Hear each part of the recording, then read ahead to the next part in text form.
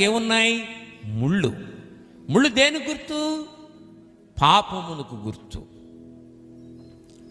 శరీరములో ముళ్ళు గుచ్చుకుంటే ఏం జరుగుతుంది? సరే, బాధ కలుగుతుంది. గట్టిగా గుచ్చుకుందనుకోండి, శరీరం పాడవుతుంది, రక్తం ఏమవుతుంది? బయటికి వెళ్ళిపోతుంది. ముళ్ళు గుచ్చుకున్నప్పుడు బ్లడ్ బయటికి వెళ్ళిపోతుంది. కనుక అలాగని పాపాన్ని దేంతో పోల్చాడు? ముళ్ళుతో పోల్చాడు.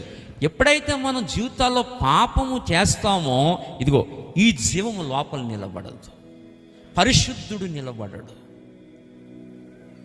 నీ అంతరంగంలో పరిశుద్ధుడు ఉండడు. శరీరానికి ముళ్ళు గుచ్చుకున్నప్పుడు జీవం ఎలా బయటికి వెళ్ళిపోతుందో, పాపం అనే ముళ్ళు నీ అంతరంగంలో ఉన్నప్పుడు ఈ జీవాధిపతి నిలబడ్డాడు.